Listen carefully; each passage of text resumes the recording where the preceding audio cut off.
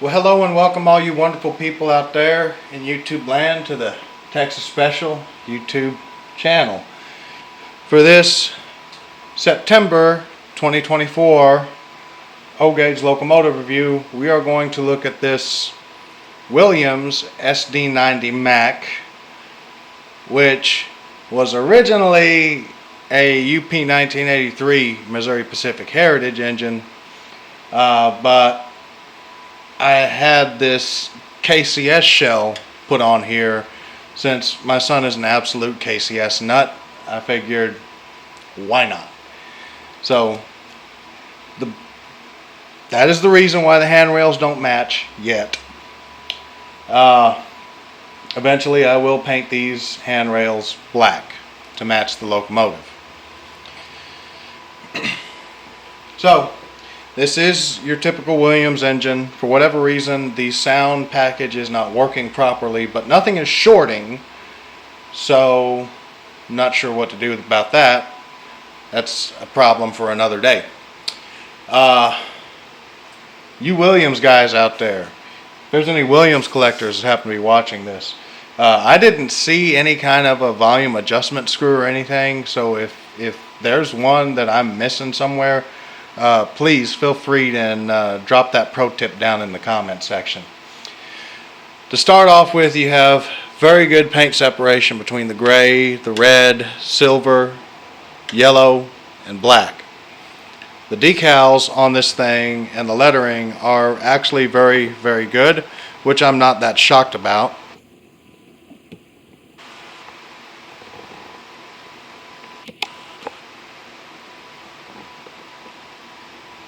You can see there the logo on the cab, the nose of the cab, the number 4040, very well done. You've got the SD90 lettering here.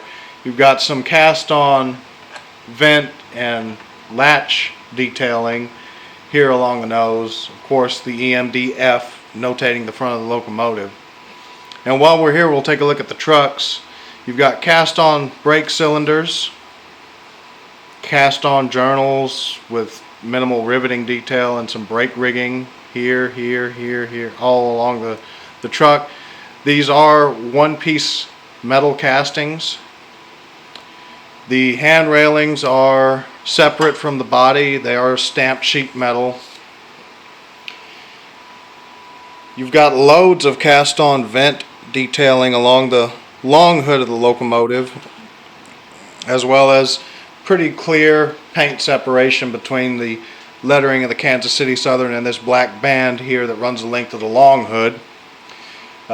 Cast on grill detailing here, legible warning, high voltage decal here, lots of cast on grills, lots of cast on door latches and hinges for the various little compartments along the long hood, and of course on the rear of the engine you have more cast on grill detailing and legible warning and advisory decals. The standard ownership disclaimer here along the side rail of the frame. This fuel tank is a little bit of a disappointment, however, at least to me. You have the cast on reservoirs, cast on fuel tank, and a cast on sight glass for the reservoir, for the fuel tank rather. But the fuel tank is the same width as the hood of the locomotive, as the long hood of the locomotive, so it's very narrow. And I get, for some of the two-rail guys that may or may not be watching this, you're probably thinking to yourself, oh well, you run trains on three-rail track, that's unrealistic. Well, you know, it is what it is, and yeah, if this wasn't for my son, I would not have gotten it. But I mean, overall, it is a fun engine to run, even with the sound system issue. It's still a fun engine, and it's a rather cool engine. And this fuel tank thing, that and the sound system, are really the only two things that kind of annoy me about this engine. At least what isn't easily and obviously correctable. Other than that, great engine.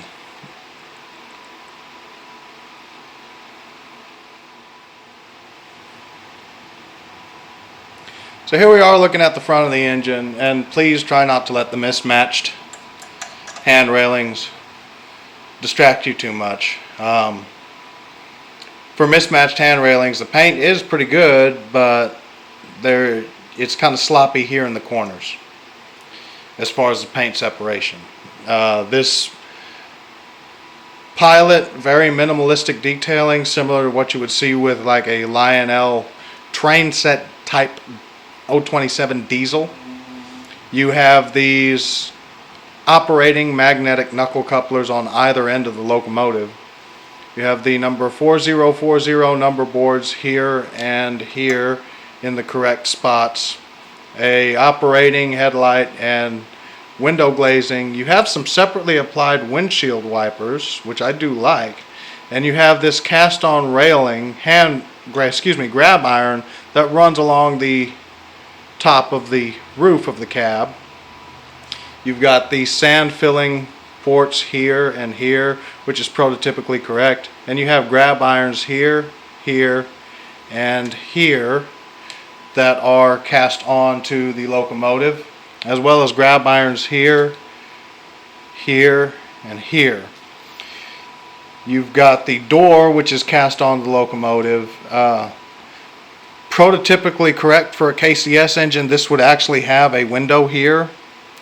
And yes, I know KCS never had any SD90s, but just going off of what their typical locomotive setup would be, this would actually be some window glazing here on the front door, and you have the door hinges also cast onto the locomotive body, and the door latch here.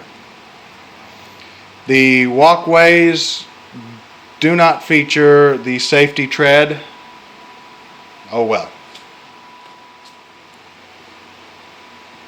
As we check out the top of the locomotive, you can see there's really not a whole lot of detail to be had up here. You've got a non-operating smoke stack, exhaust stack that's cast onto the top of the body, as well as a little grill detail here. You have a 5-chime air horn, which is actually prototypical. You have these 4 latches here with hinges simulated. And of course you have the prototypically correct cooling grid arrangement, both for the dynamic grid and the locomotive cooling itself. You've got these 4 little grab irons here situated around this rear fan, and you have some very minimalistic rivet detailing around the fans on the cooling grid, the dynamic brake blister, and some hand railing simulated around them. Other than that, there's not really anything going on here on the top of this Williams SD90. We're looking at the underside of the locomotive for one very specific reason. This little wheel right here. This is a blind wheel. There's no flange on it. The inner axles have blind wheels, and they're just idler axles. They're there purely for looks. That allows this engine to run on 072 curved track. Now, an engine this long, while it can do it, I wouldn't recommend it because it looks, it don't look right. Just because you can do something, don't mean you should do something. And yes, you can run this on 072. I would not recommend it because of the length. If you have any accessories that are close to the track, the overhang from this engine will probably wipe them out. Same as well as tunnel portals. Secondly, it don't look right. You have your gears here and also here, and you have dual pickup. You have one pickup roller per truck, and these are very good pickup rollers. I will say Williams did do that right.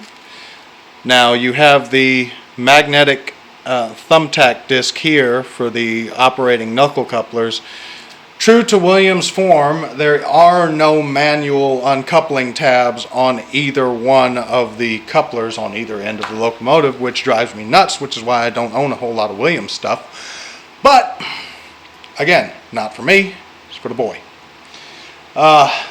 And he loves it, by the way. So this is yet another acquisition that was liberated from a garage, stored loosely in a cardboard box, and is in need of runtime to help loosen everything up and run correctly. And there is a little bit of rust on the engine, as you saw. There's cosmetic imperfections, and of course I'm going to need to repaint the hand railings. But other than that, and other than my only two dings against this engine personally is three dings: the hand railings that don't match, which that was my fault, so I can't be too mad about that, which I'm going to fix at a later date. The fuel tank is way too narrow, and the sound system not operating properly. You can just barely hear the horn if it's sitting still. Other than that, great engine, great pulling engine. Kind of rough when it first gets going, but that'll get fixed with time, specifically run time. So let's throw this guy on a train and send it around the track. Before we get to that highly anticipated running portion of this product review, allow me to pull my head out of my fourth point of contact and look at the rear of the locomotive, which I almost forgot to do. You have these cast-on grab irons here that run all the way up the locomotive, which is prototypically correct. They're a little far, the spacing is a little off. There should be a few more. They should be spaced closer together, but again, not a scale 148 engine. You have some grill detailing here and here, cast onto the locomotive. Obviously, you have little compartment detailing here. This is an operating directional headlight, and you do have the non-operating but correctly numbered 4040 number boards on either side of the locomotive. Again, the operating magnetic knuckle coupler, very minimalistic, detailed pilot with an incorrect footboard detailing here, which, by the way, the footboards are the only detail on the engine as far as walkways or steps that actually have safety tread on them. And of course the stamped sheet metal grab irons, hand railings.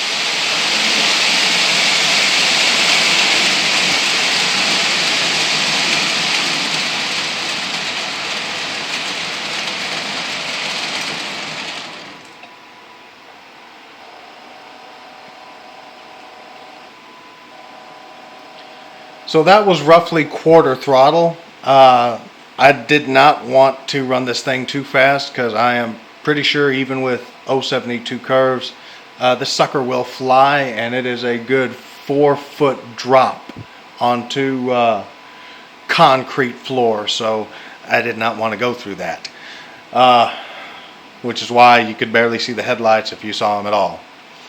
But like I said, good pulling engine, relatively fun to run, and when the boy saw it, he was ecstatic. So hope you enjoyed it. Hope you found it entertaining. Thank you for watching. Texas Special out.